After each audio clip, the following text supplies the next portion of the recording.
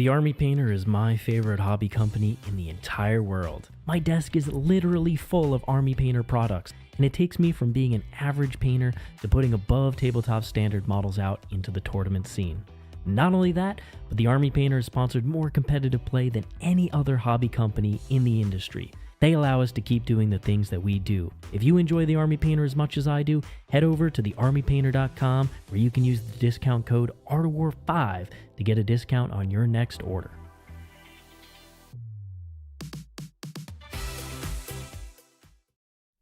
What's going on, everybody? Welcome back to another Hype Art of War stream. We've got Tier List Tuesday, and we're going to be talking about the 10 best data sheets in the game.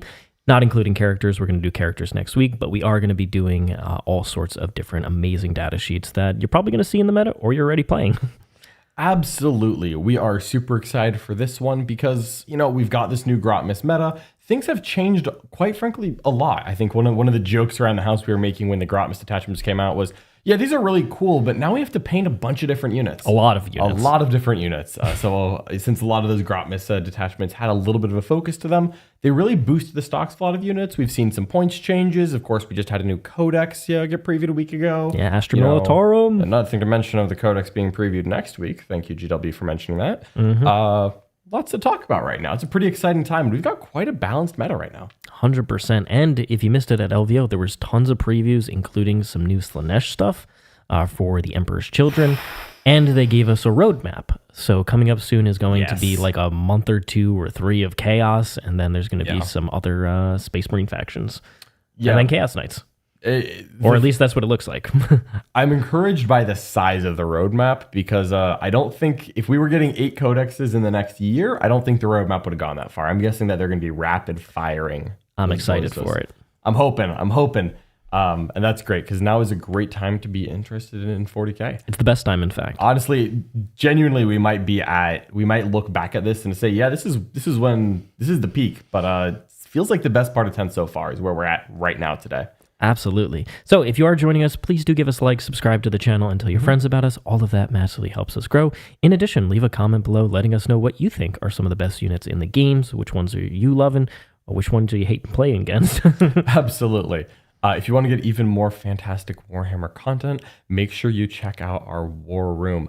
There's a link right in the description below. That is thewarroom.vhx.tv. It's where we put up all of our coaching matches, you know, our Vaunted Jack theory, some after-action tournament reports. We put post-game analysis for all of the coaching matches, including the ones that go live on our channel.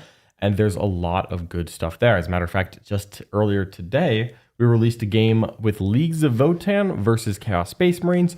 And at least one data sheet on today's tier list is going to be in that game. That's because Quinton's playing the old Creations of Bile. It's pretty darn strong. All right, so without further ado, let's go ahead and dive in here, starting with honorable mention number 3. Exalted 8-Bound from the World Eaters. Now, this is a unit that's floated in and out of the different tier lists, but it's been a consistent mainstay. It is probably, alongside Ankron, one of the 2 best units World Eaters have access to, just bar none. I'd agree with that. And Exalted 8-Bound especially do well in both detachments that World Eaters have access to. Yep. Taking 3 Exalted 8-Bound units is generally not a bad idea. But if you're running the new detachment, what is it? Not Champions of Slaughter. That sounds like a Space Wolf name. I have no idea. Oh my goodness. I forget. Is War...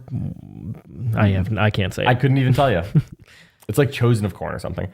But either way, in both the new Grotmas detachment for World Eaters and in their Index detachment, Exalted 8-Bound hit incredibly hard. They not only are an incredibly high damage piece, their melee stats look like they were ripped from a past edition. but also they do add that potential threat of locking people in combat that fundamentally changes how you have to play against the army. Definitely. The no fallback, which is effectively if you're in engage range of one of them or you're within 6 and you're trying to make a fallback move, well, guess what? If you fail your leadership test, and there's not too many leadership modifiers out there, a lot of battle shock modifiers. There's a lot of battle leadership ones. You are just stuck. You cannot fall back, and that means these Exalted 8-Bounds are probably safe from a lot of your damage, especially against a non-combat army. And then they're going to kill you in your charge phase and be free to charge you in theirs. Yep. It's not good. Yeah. It's how you lose games. Yeah, the last time I played against him, I had a 6-man just like barely consolidate into a Chimera. And I was like, all right, well, he's holding still, so he has to flame you. And then I had to get out the guardsmen and charge them. And then I had to go tank shock into the corner with a Rust. I'm like, I just got to keep doing this. Like, just feed a unit of guardsmen, base them all, charge in 2 tanks on the edges. And they kill all of that. It's like, all right, we do it again. And you just bide time on that flank. Those 8-bound are scary. They're scary. It's a fantastic unit. You pretty much see usually 1 6-man and 2 3-mans, or possibly even double 6-man, 1 3-man, but almost always. And in Vessels of Wrath. That is it. That is it. Thank you, chat. I've seen 18 as well in Vessels. I don't think that's needed necessarily in the index. But yeah. The 3-man's hit ludicrously hard level, and the 6-man. It's the strength 14 on the Sergeant, which sometimes is 15. The great unclean one looking like up. That's the highest strength melee weapon in the game that's not on like a named Primarch. Like, seriously. Like a Keeper of Secrets, an actual combat focused Greater Demon. Ignoring the great unclean one. Yeah. A Keeper of Secrets is strength 8. The sword is bigger than the 8-bound. I don't know what to tell you. It's funny. Yeah. I don't know. All right, let's go ahead and move on into the next honorable mention, number 2. It's a new vehicle, well, not really a new one, but one that has pushed the Chimera out of the way very violently and is now dominant. It's crazy to me that the Torox was previously not a factor for card lists. Right? The Torox, if you saw Torox in a list, it's because someone had a Chimera and accidentally made their list 2005. That was it. And yet, the Torox receiving no changes to the datasheet, just the Chimera getting nerfed, I start putting the Torox on the table. And the Torox is incredible. The speed at which you can move the Torox around the table is a little intimidating. And then in this new Guard Codex, because we're post-Delvio, at this point, Guard Codex is just what we're doing. The Torox is fantastic in the new Guard Codex. It's a 65-point transport with T8, 10 wounds, a 3-up save. That's very comparable to a truck. I think a truck is also 65 points. The truck is 1 worse save, but is open-topped. Yep. Which open-topped is pretty cool on orcs, right? When you have guns, yeah. And this is, you could honorable mention that we're kind of lumping a couple dedicated transports into this slot. Mm-hmm. But the Torox having the ability to advance and disembark is great when it's so cheap that you don't need utility out of it. It's a little bit different on an Impulsor that has the same rule because the Impulsor costs more and brings a 5-man. The Torox is cheaper and brings a 10-man. And that's pretty important. And then you get to the new guard detachments. The fact that you can move the Torox and then advance it means you can go 15 plus D6. If you're in the right detachment where you just flat 6 advance because you're in one of the new stronger detachments, Hammer the Emperor, you just go 21 inches and to drop your payload. I've seen it. It's fantastic. Check out last week's YouTube game. Yep. Caster can drop out 21 inches away. Or no, it wasn't full. Was it the full distance? I think it was I rolled a 5. That was so I went 20 inches and dropped off the Kazakhstan to catch an angle. It's like, oh, you didn't pre-measure me moving the Torox, me getting these Kazakhstan out 23 inches from their current position. You didn't pre-measure that, bro? What are you doing? It's like, your chosen are dead. Just gone. Yeah, it's fantastic, honestly. So I'm very pleasantly surprised at the Torox, and the more I've played with the new Guard Codex, I've got 3 games under my belt. Next one's coming out on Thursday. I want like 4 of these. I only own 3, but I'm thinking like maybe I get like 2 more just in case. One of the other big benefits of this unit is similar to the Votan Sagittar. Mm-hmm. It's just such a tiny little vehicle. It can hide in much more easily than most of the transports out there, which are thick. It is noticeably smaller than a Chimera, and that is extremely valuable when you have several. Yep. Because you don't want to get log jammed, and the Torox can squeeze through gaps. Like the Torox is like, I don't think it's even as wide as like a 60 mil base. It's probably like right around there. It's probably close, but yeah, it's very tiny. It's just whoop. It is svelte. All right, so that is honorable mention number 2. And number 1 for honorable mentions. Before we dive into the top 10, we have the Ballistus Dreadnought. Man, the Ballistus only went down 10 points. It went from like cute to like, oh, that's pretty good, to oh my god, very quickly. The Ballistus really benefits from the Oath change, I think. It really does. But what we love about the Ballistus is actually that it's Oath independent. So the Ballistus is just 130 points for a hull with a 2-up save, which I think has crossed the line. I think it needs to go back to 140. I say this having just painted 2 of them over the weekend, which is the guarantee that there's a nerf coming. Folks, if I paint it, it's nerfed, I promise. Ask my Deathwing Knights and my Manticores, and yeah. But it's just an accurate 2-up save tank that is not that expensive. And it's just 4 anti-tank shots. It rerolls hits if your opponent's above half strength. And so it can benefit from Oath because it likes a +1 to wound. But if you start shooting, you always shoot the ballistas last. You kill the Oath target because you're Space Marines. You're like, oh man, I haven't even fired on my guns yet. Well, luckily the ones I saved are the ones with inherent rerolls. Ding, ding, ding, ding. Great. Mint. Money. Love it. It is strong. The other thing about the Ballistas Dreadnought, besides it being cheap and relatively durable, is the long-range nature of it. Mm-hmm. Marines have a lot of really devastating damage in that 24-inch range or less category, and there aren't too many vehicles that shoot super hard from long range. Yep. And while the Ballistas doesn't shoot like ludicrously hard, having 3 of them as your firing base will pick up tanks pretty much guaranteed. Absolutely. Consistently from range. Yeah, that's a great point to mention because Marines are a devastating close range army. They're combined arms. You've got a lot of good 24-inch guns. We're going to talk about some of those later today. And having that long range aspect really helps keep people honest. Yep, absolutely. So that's why we're seeing, anywhere between 2 and 3 in a lot of Space Marine lists nowadays. Yeah, I'm running 2 in most of mine, and there's a few that take 3. 100%.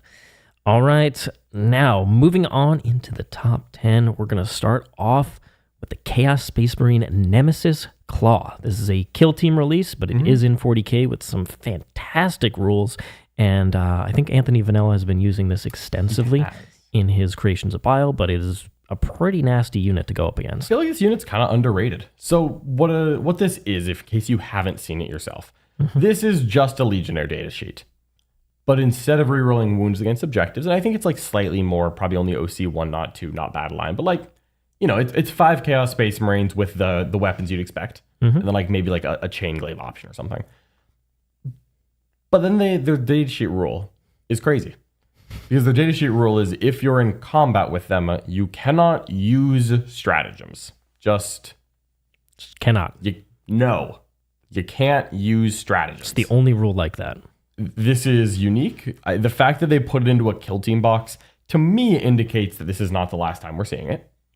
But what? It's not like you take a battle shock test. Not your stratagem costs more. You can't use stratagems. No interrupt. No armor of contempt. Fight on death. Any sort of offensive buff that you were going to use. Defensive buff. Doesn't matter. As someone who plays a lot of the armies that do this the hard way, like Tyranids and Chaos Knights, where you're like, oh, I'm going to go in and cause 2 battle shock tests, and if you pass them both, then I'm going to be sad.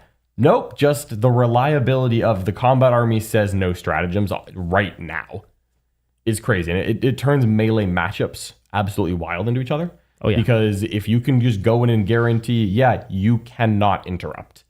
You cannot use Armor of Contempt. Your math is safe. It's just dice at this point. And then sure, it's just dice is famous last words in Warhammer. But when you can mitigate the rest of it, it really goes a long way. The dice don't go that crazy every time. Yeah, it's just the ability to throw this into a target and just say, and then charge everywhere else. And cool. The interrupt, don't have to worry about this one. Gonna go slam up over here. Or just the fact that a lot of anti-combat stuff is stratagem based. Right? It's I pop the defensive buffs. It is going to be active here. Armor of Contempt is better in melee than shooting because it's hard to get multiple activations on things.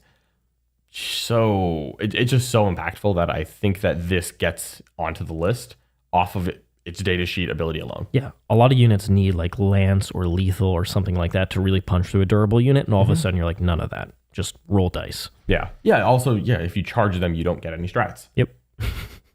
Or if they heroic in to the combat. Yep. No strats. It's bad. It is bad. It's a really tricky unit if you haven't played against it. Yeah, I think it's quite strong. All right.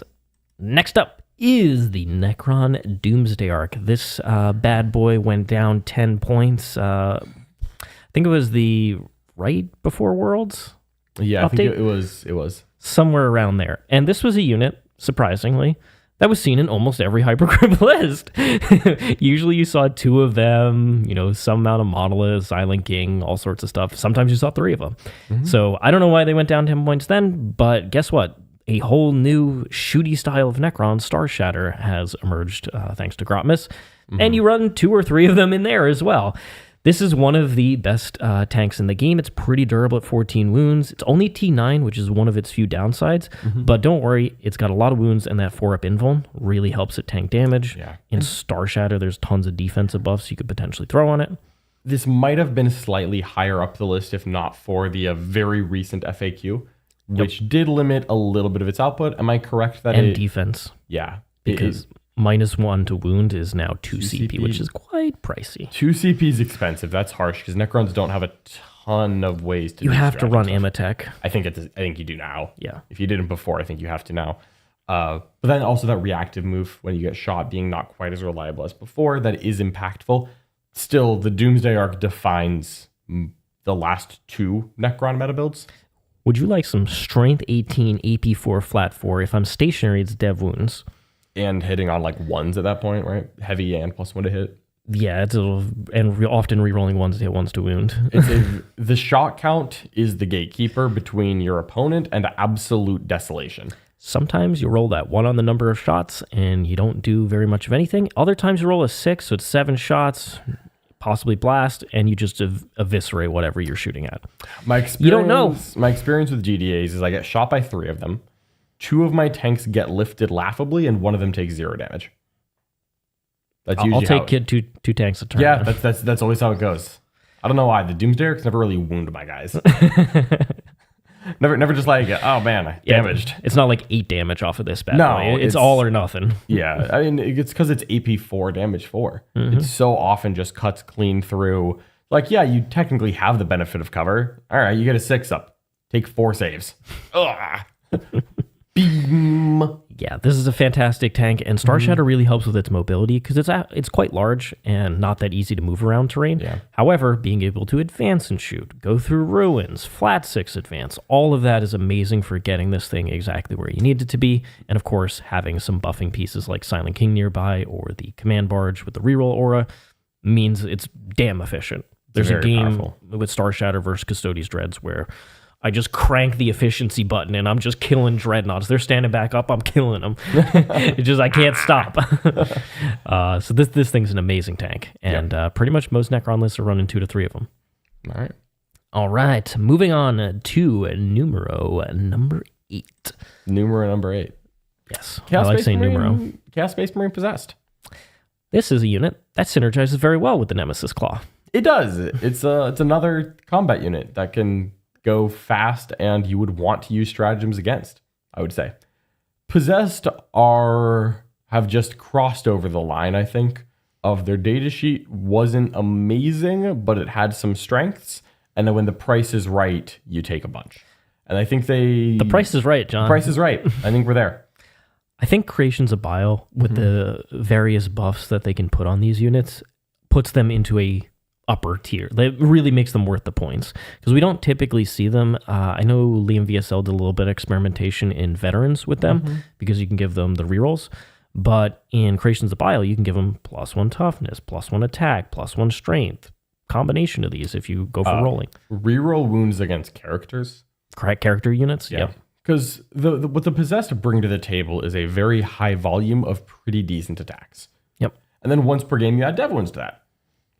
And so, like, those decent attacks, like, they kind of drop off against, like, Land Fortresses, Deathwing Knights, Land Raiders. Do they? Those really tough things. Well, it's an AP1, Strength 5. What if it's +1 attack and Dev Wounds?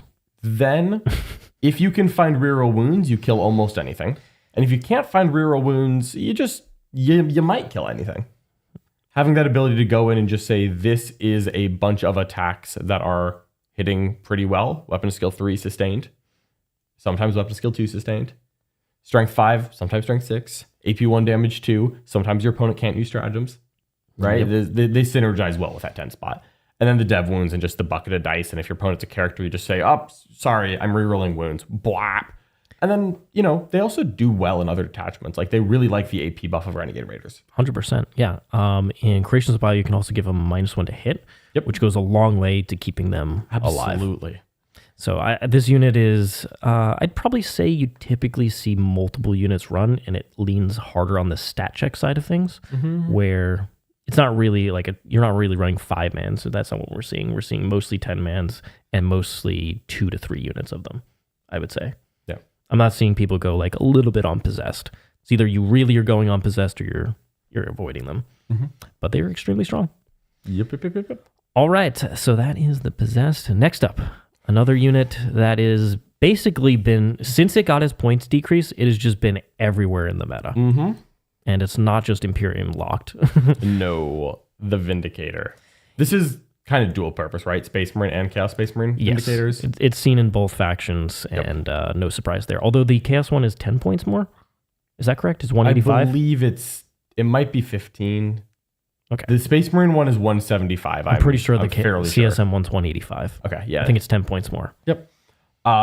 It's a Demolisher cannon with a 2-up save, right? Let's talk about what it is. I mean, T11 is actually a great breakpoint right now, just going from strength 10 to 11. And then you also get the 2-up save, just very valuable, especially when you have a lot of it. But the Demolisher cannon is fantastic. It's a D6 plus 3, which is so much better than D6 plus 1. Sorry, guard. At strength 14, AP 3, damage D6. So this is a really effective gun that will also get much better from Oath. Right? That's the perfect thing for Space Marines, is this is good by itself, but still benefits from Oath. You don't want something that's only good with Oath. If it's only good with Oath, you might not get the full value of it. And if it doesn't benefit from Oath, why are you playing Space Marines? But that perfect of this is good, but it could be better. Strength 14 wounds everything well, but when you get it wounding on 2s, it's like, strength 14 plus 1 to wound or rolling hits. Like, just disgusting. Just go to sleep. We've seen a lot of scary activations. Of course, Chaos Marines get their own set of buffs. And we're mostly talking about the Space Marine one here, but the Chaos Space Marine one definitely deserves a little bit of a mention as well. Absolutely. As long as you're an Imperium one, you also get the Hunter Killer Missile, which can plunk through some extra damage. CSM do not get that one. No, but then they get that extra bit of blast damage for just clearing trash and stuff.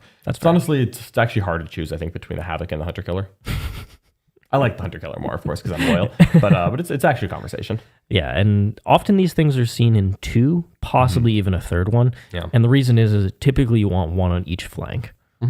Usually you don't see them doubled up unless you run 3, but otherwise they kind of control both areas of the board. Yep.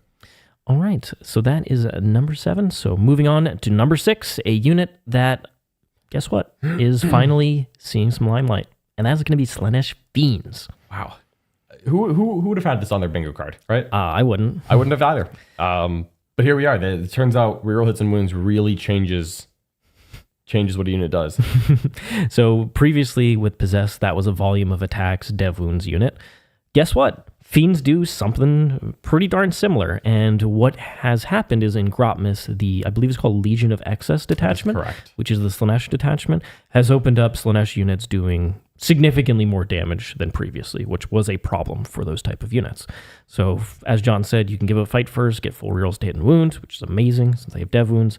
In addition, they're kind of an awkward profile. They have a bunch of wounds. They have an invuln. And on top of that, you can use the stratagem. I forget what it's called, but you can shunt off wounds to a different unit, a different Slaanesh unit to keep them alive or tank for them. Yeah, and we just saw Fiends do quite well at a recent GT, the Nottingham Super Major, a little over a week ago, where I believe a gentleman named Will took first place for Super Major of Grotmus. Chaos Demons got the W. He beat quite a few high-profile and strong players and strong armies. It wasn't a fluke to get there. And he had 15 Fiends in his list, as I recall. Absolutely. So I think the Fiend is the best of the Slaanesh Demon datasheets.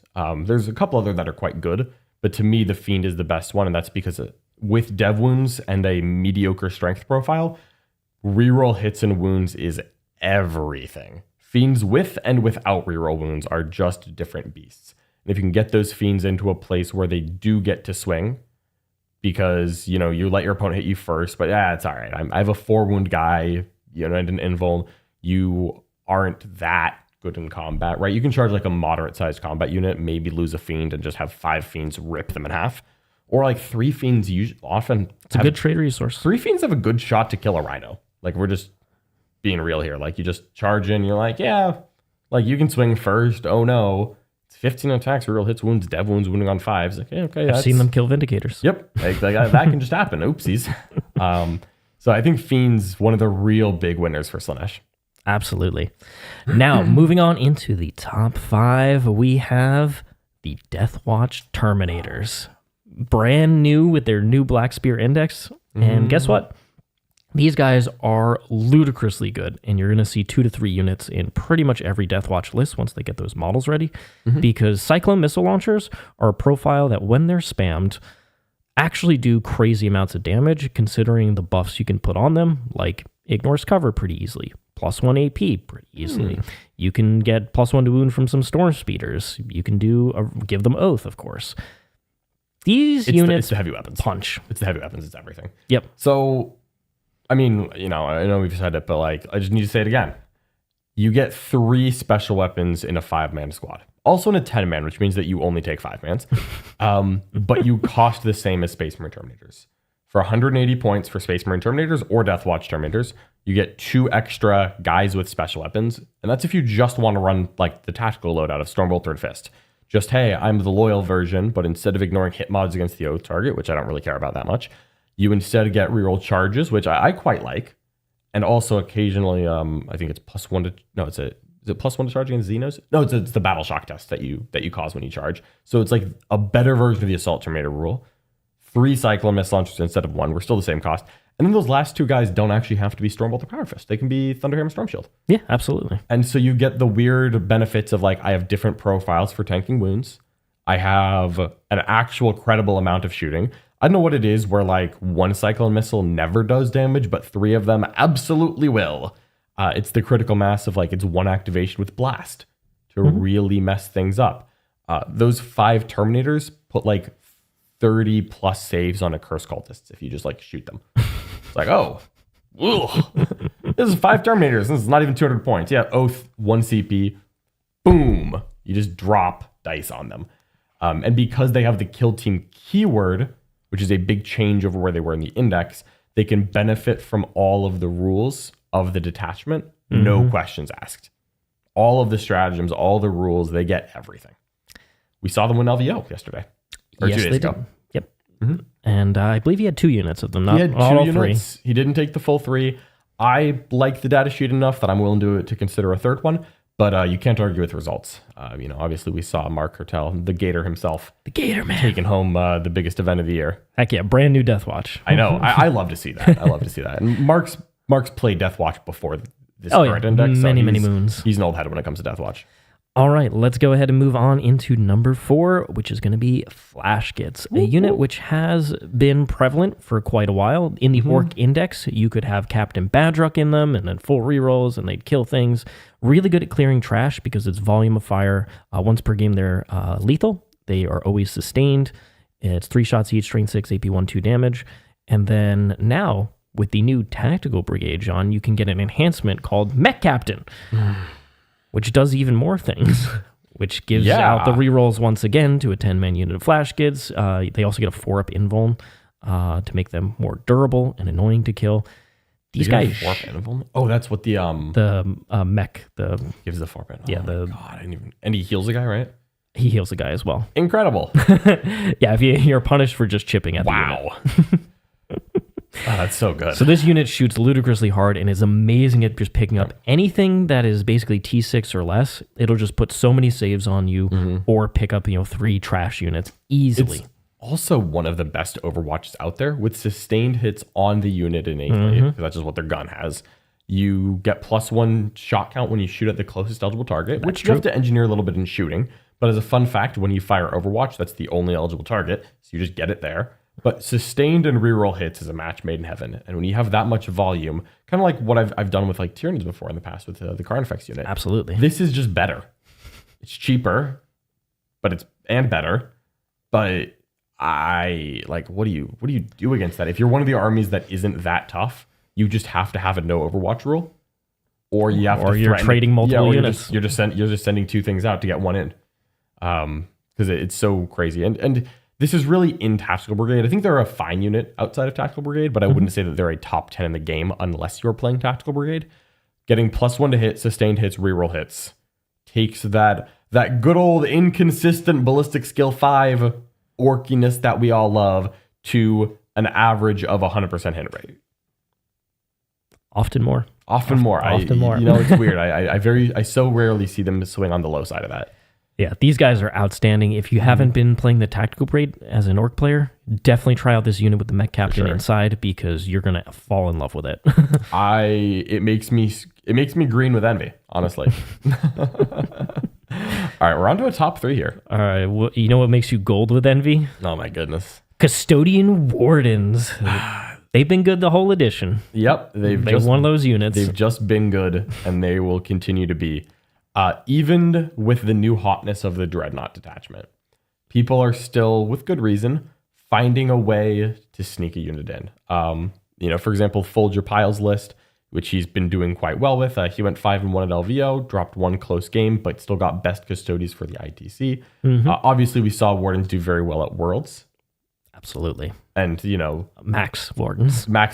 But then, even if you just take the Solar Dreadhost, Solar Spearhead, you just shove a unit of Wardens in there. And I think that's 100% the right call. I think adding one, even if you have no rule support for them whatsoever, the data sheet is just good enough that you want one to go through walls and cause problems for people. It's just an embarrassingly good data sheet. Yeah, so it's good in combat. It's insanely tough. If led by a character, it's -1 to wound. It's a bunch of 3 wound guys with a 2-up, 4-up. Once per game, you can pop at the start of any phase, right? Before a Phoenopane. Yep. And that means that if your opponent is a monodimensional army where they only do combat or mostly do combat, mostly do shooting, you just blank that phase and you're like, cool, well, now I hit you. Yeah. And you're going to lose too many resources to deal with me quick enough. The break points on dealing with Wardens with a 4-up invuln or 4-up Phoenopane is so harsh. Because you think of it as like, oh, well, a Warden, I'll hit it with a 3 damage thing. That'll work unless they have the Phoenopane. Okay, they have a 4-up Phoenopane. I'll hit it with 2 3 damage things. But the way that dice and statistics actually work is that if, you deal 6 damage to them on expected value, you do 3 after a 4-up Phoenopane, you kill the Warden. If that spikes low a little bit and the Custodes player makes 2 out of 6 4-up Phoenopanes, nothing changes. And if they spike up and make 4 out of 6 of the Phoenopanes, everything changes. It's so hard to spike low on Wardens, and it's so easy to spike high. Have I spent too long thinking about this in the last month? Yes, I have. But it is what it is. It's one of the best data sheets in the game. Top 3 in my mind. Absolutely. And you pretty much, as you were saying, in Solar Spearhead, you could see 1 unit of them and then a lot of dreads surrounding it, some Caladius tanks. But in like Talons of the Emperor or most of the other detachments, shield hosts, you often see 2-3 max units of them with Blade Champions. I think anything other than Solar Spearhead, you're taking 3 units in an optimal list. Absolutely. So Wardens, you probably played against them at this point if you've been playing 10th edition, but everyone has horror stories about their Wardens. You got to be aware. All right, next up, number 2. It is the brand new Tank Busters and Breakaboys, which are in a kill team. It's not officially released as individual kits yet. So if you're trying to buy these bad boys, it is a little harder right now, but don't worry, Games Workshop will come along with their kill team box in the future. I'm sure. So, Tank Busters. Tank Busters are insane. This is one of the hardest shooting units out there. It got a huge data sheet glow up, so it is +1 to hit and wound against monsters and vehicles. Yep. And then once per game, you can get +1 strength, +1 AP on their weapons, which is fantastic.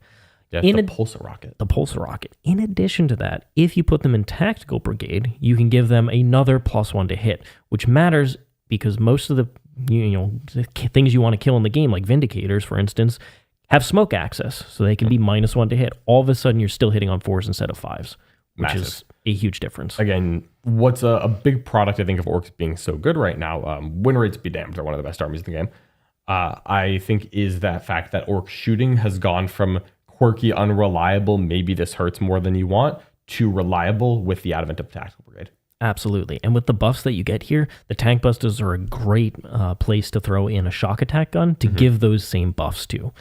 On top of that, them and the Breakaboys have 2 Squig Bombs. And Squig Bombs are one of the silliest rules in the game because it's a 12-inch, no line of sight. On a 2-up, you take D3 mortals. So you can step out a bunch of these units, kill the stuff in line of sight that you were going to kill, and then mortal the stuff out of line of sight. Yeah. It's pretty nasty. Screening and hiding against Orcs is generally a safe bet, and then Bomb Squids take that away. And of course, because all of the Rekka crew, data sheets come with bomb squigs. It is not terribly difficult to get 6 of them in. And if you're hiding from the orcs, they're not that fast. They are unlikely to get you with too many bomb squigs at once. Mm-hmm. But what this means is that it is a very difficult, for some people impossible, to push into orcs. If you're a Custodes Dread army, and you can't really just sit behind your walls waiting for the orcs to walk over and contest your objectives a couple times while killing one dreadnought. You have to kind of take the fight to them a little bit. And if you do, you just get hit by 6 bomb squigs right in the forehead. And they just start their turn off and they say, all right, well, it's the start of my shooting phase and that Telemon's down to 4.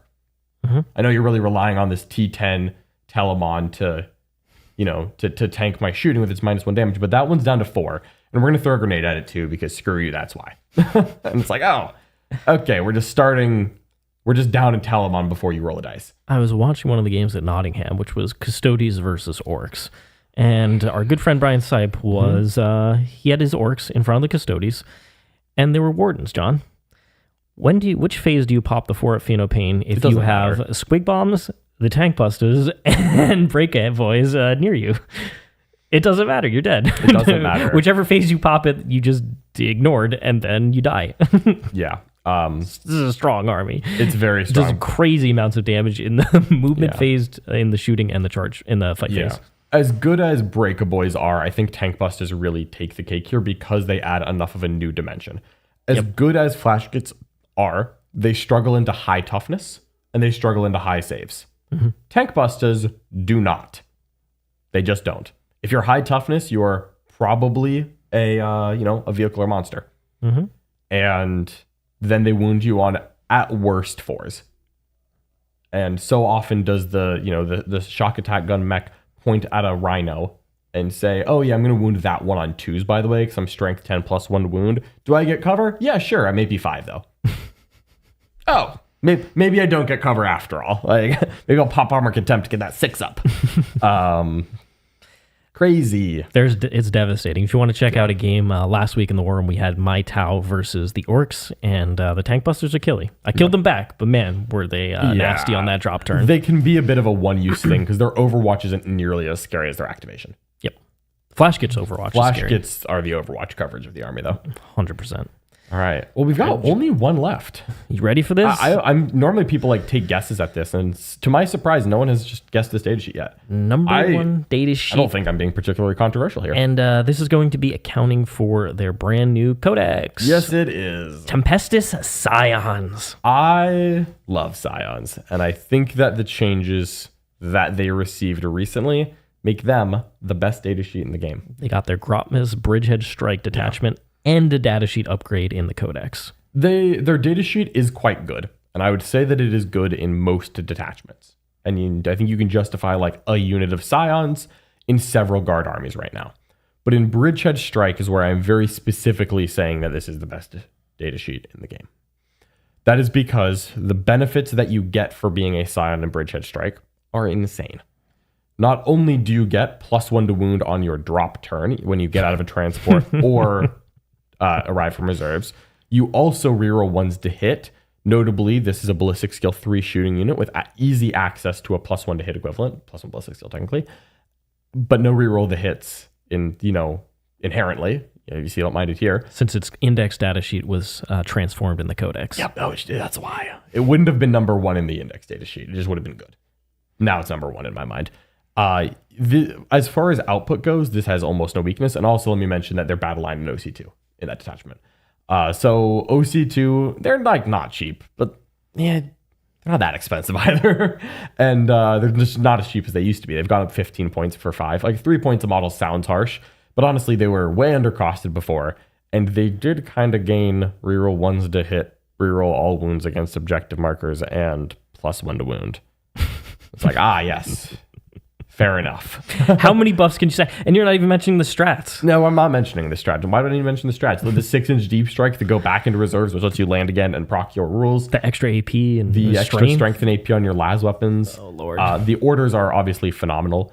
And when the Scion Command Squad does do great things for this because it gives them sustained hits very easily.